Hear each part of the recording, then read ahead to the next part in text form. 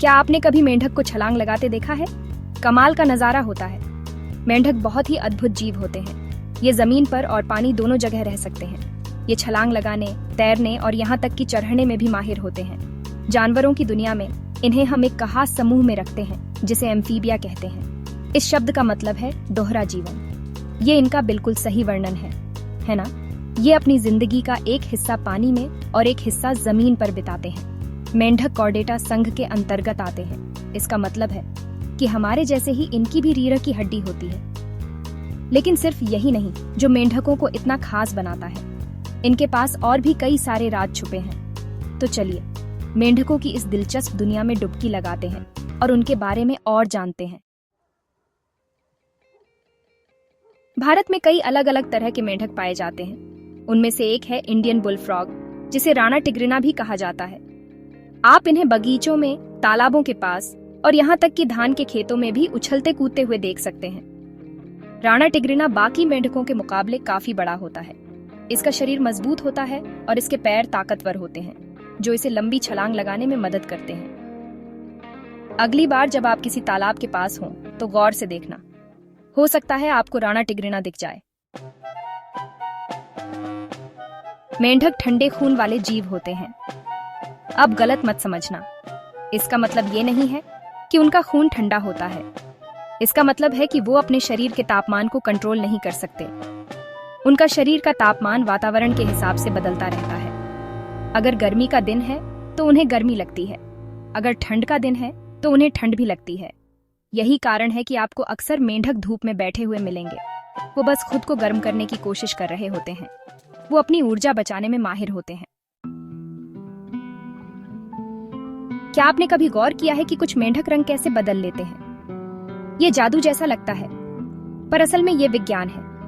मेंढक खुद को छुपाने के लिए रंग बदलते हैं। वे अपने आसपास के माहौल में घुल मिल सकते हैं ताकि शिकारियों से बच सकें।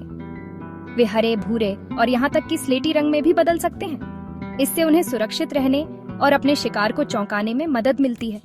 कितना चालाक है ना? मेंढकों के पास बहुत ही चालाक तरकीबें हैं, जिससे वो बहुत ज्यादा गर्मी या सर्दी से बच पाते हैं। बहुत गर्मी के दिनों में वो गर्मियों की नींद सोते हैं, जिसे एस्टिवेशन कहते हैं। वो आराम करने के लिए कोई ठंडी, नम जगह ढूंढते हैं और मानसून आने तक अपनी ऊर्जा बचाते हैं। सर्दियों में वो एक गहरी नींद सोते हैं, जिसे हाइबरनेशन कहते हैं। वो खुद को मिट्टी में या पत्तियों के नीचे दबा लेते हैं ताकि गर्म रहे। वो पूरी सर्दी सोते रहते हैं और सिर्फ तभी उठते हैं जब मौसम गर्म होने लगता है।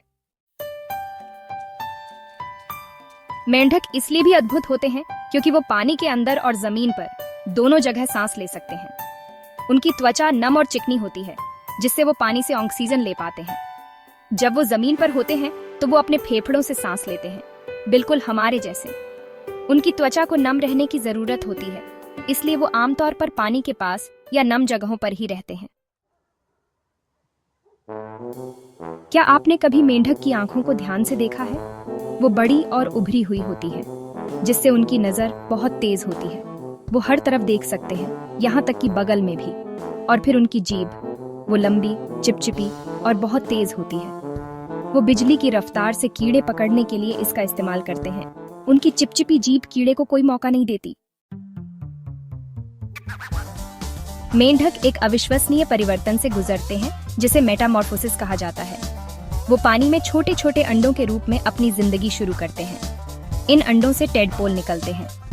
टेडपोल पूंछ वाली छोटी मछली की तरह दिखते हैं।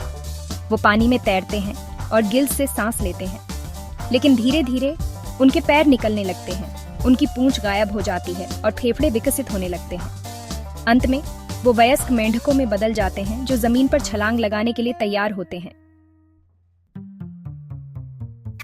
मेंढक भले ही छोटे और चिपचिपे लगे, लेकिन हमारे पारिस्थितिकी तंत्र में उनकी बहुत बड़ी भूमिका है। वो पर्यावरण के स्वास्थ्य के महत्वपूर्ण संकेतक हैं। उनकी उपस्थिति हमें बताती है कि पर्यावरण स्वच्छ और स्वस्थ है। वो कीटों की आबादी को नियंत्रित करते हैं, जिससे बीमारियों को फैलने से रोकने में मदद मिलती है। वो कई जानवरों के लिए भोजन का स्रोत भी है। तो अगली बार जब आप किसी मेंढक को देखें तो याद रखें कि यह एक ऐसा जीव है जिसका बहुत महत्वपूर्ण काम है।